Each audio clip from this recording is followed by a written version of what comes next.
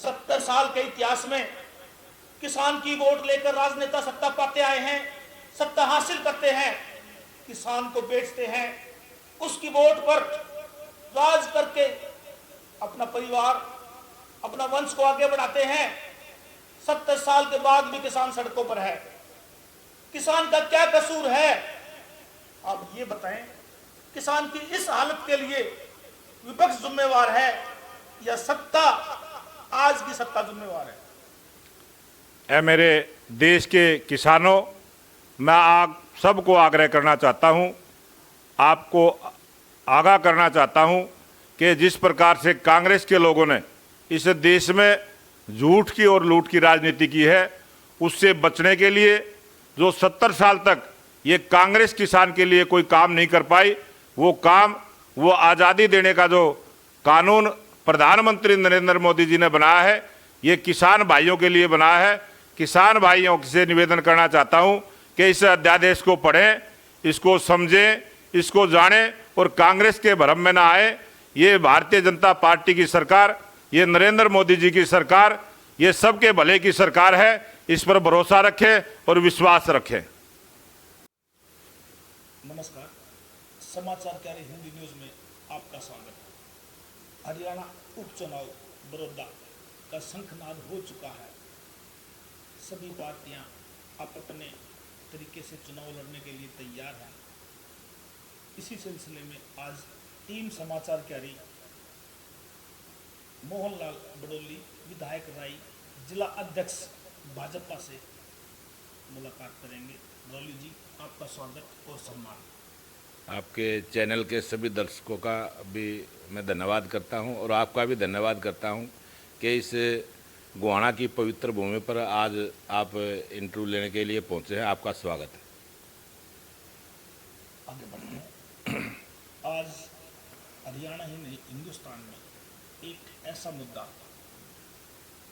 किसान अध्यादेश। किसान अध्यादेश को लेकर किसान सड़कों पर है। इसी विषय पर आनंद फानन में अध्यादेश पेश करके भाजपा ने क्या साबित करने का प्रयास किया है?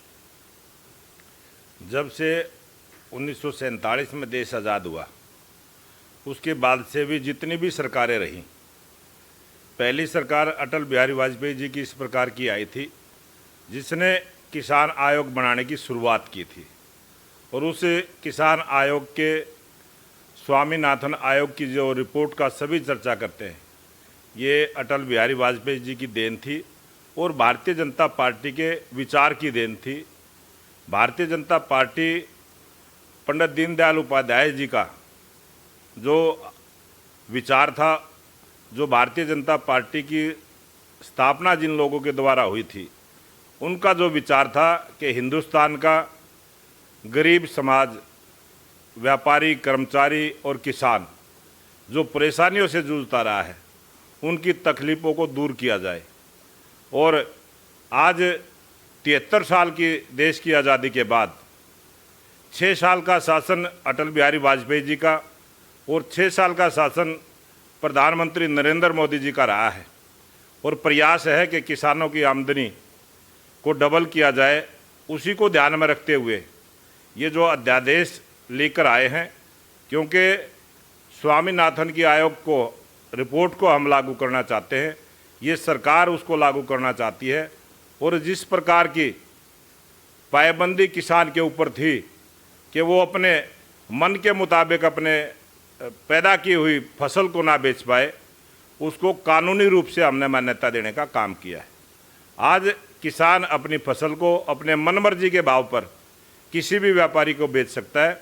ये छूट इस कानून के माध्यम से, इस अध्यादेश के माध्यम से प्रधानमंत्री नरेंद्र मोदी जी की सरकार ने दिया है।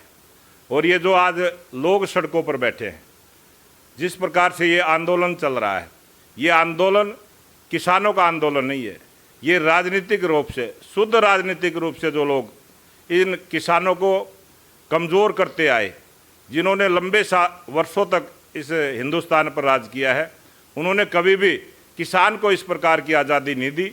ये 73 वर्षों की आज़ादी के बाद मैं धन्यवाद करूंगा प्रधानमंत्री नरेंद्र मोदी जी का, जिन्होंने किसानों को उनके हकों के लिए आज़ाद किया है और वो अपनी पैदा की हुई किसी भी फसल को अपने मन मुताबिक रेट से बेच सकते हैं। और अगर उनको एमएसपी के जिस प्रकार से इस किसान आंदोलन में जो बहुत बड़ी सफेद झूठ कांग्रेस के लोग बोलते हैं और किसान का नाम लेकर बोलते हैं, हम भी किसान हैं, मैंने भी खेती की है, मैं भी आज गांव में ही रहता हूं, लेकिन जो झूठ कांग्रेस ने चलाई है, जिस प्रकार से पहले भी बहुत सारी झूठे चलती रही हैं और पहले भी जब कांग्रेस का शासन रहा है, जब भी जो मुख्यमंत्री इनके रहे हैं, किसानों के ऊपर हमेशा लाठी चली हैं, गोलियां चली हैं। और मैं याद दिलाना चाहता हूं, जो भूपेंद्र हुड्डा आज गोहाना के अंदर आए थे, उन्होंने गुड़गांव के अंदर 12 गांव के किसान धरने पर बैठे हुए थे और घोड़ा पुलिस भेजकर घोड़ों की टांगों से घोड़ों के नीचे किसानों को कुचलवाने का काम किया था। और वो आज किस मुंह से अपने को किसान हितैषी बोलता है, ये कांग्रेस की एक चाल है। अध्यादेश के माध्यम से किसानों को जरिया बनाकर विशुद्ध रूप से राजनीति की जा रही है, आपने ऐसा बोलना है जी। किसान की आय दोगुनी करेंगे, इस अध्यादेश में शॉर्ट में बोलना है, संक्षिप्त में ऐसा क्या प्रावधान है? किसान दो बात पर कंफ्यूज है। एमएसपी की गारंटी मांगता है, मंडियां समाप्त ना हो, दो बात से किसान। आज हम गांव गए हैं, हमने अपने ऑफिस में इंटरव्यू किए हैं, घर घर जाकर इंटरव्यू किए हैं, किसानों से बात भी की है। 2 पॉइंट पर किसान कंफ्यूजन में है, उसकी एमएसपी की क्या गारंटी है और मंडियां समाप्त नहीं होंगी। आज देश के प्रधानमंत्री नरेंद्र मोदी जी का जिस प्रकार का एक विचार है, जिस प्रकार से वो बोलते हैं, वो स्पष्ट बोलते हैं। आज पूरी दुनिया के सभी देश प्रधानमंत्री नरेंद्र मोदी जी की बात पर भरोसा करते हैं और हिंदुस्तान का किसान मोदी जी का मुरीद है। आज हिंदुस्तान का किसान को विश्वास है कि मोदी जी ने जो संकल्प लिया था कि किसानों की आमदनी को दुगना करेंगे, उसकी तरफ सरकार ने कदम उठाया है और 6,000 रुपये किसानों को जो देने का काम किया, अभी 1 वर्ष हुआ है। और जब पिछला चुनाव 2019 का आया था, उससे पहले मोदी जी ने सभी किसानों के खातों में 2-2 हज़ार रुपये से 3 किस्तों के रूप में 6,000 रुपये देने का जो काम किया था, उसी काम से हिंदुस्तान का किसान भारतीय जनता पार्टी की तरफ बढ़ा। भारतीय जनता पार्टी के नेता प्रधानमंत्री नरेंद्र मोदी जी की पॉलिसियों के प्रभावित होकर भारतीय जनता पार्टी की सीटें बढ़ी और उसके बाद जितने भी चुनाव हुए, भारतीय जनता पार्टी ताकत के रूप में उभरी है। उससे बौखलाहट में होकर ये किसानों के अंदर भ्रम पैदा करने का काम किसानों के बीच में जाके कांग्रेस पार्टी के लोग जो कर रहे हैं, ये अभी वक्त आएगा जो भ्रम पैदा करने का काम कांग्रेस के नेता कर रहे हैं, उनका भ्रम भी टूटेगा और किसान भी जागरूक है। और किसान को अभी आज से जिस प्रकार से मंडियों में खरीद शुरू हुई है, अभी हमारा 4 साल का शासन है, 4 साल के शासन में हम 4 बार धान को खरीदेंगे, 4 बार गेहूं को भी खरीदेंगे। जब किसान की फसल सरकार खरीदती रहेगी, किसान को कोई तकलीफ नहीं होगी, किसान के खाते में सीधा उनका पैसा जाएगा, तो ये जो भ्रम कांग्रेस पैदा कर रही है, ये अपने आप टूटेगा। भ्रम की स्थिति शीघ्र समाप्त हो जाएगी, किसान की फसल मंडी में बिकेगी, उसको एमएसपी मिलेगा, ऑटोमेटिक राजनीति समाप्त हो जाएगी। अभी आगे बढ़ते हैं। फरवरी से आज तक पूरा विश्व, अपना भारत महामारी कोरोना काल से ग्रस्त है। सारी अर्थव्यवस्था चौपट हो चुकी है। किसान अध्यादेश से लेकर हरियाणा में असमंजस की स्थिति है। इसी बीच गोहाना उपचुनाव की घोषणा, भाजपा की क्या है तैयारियां?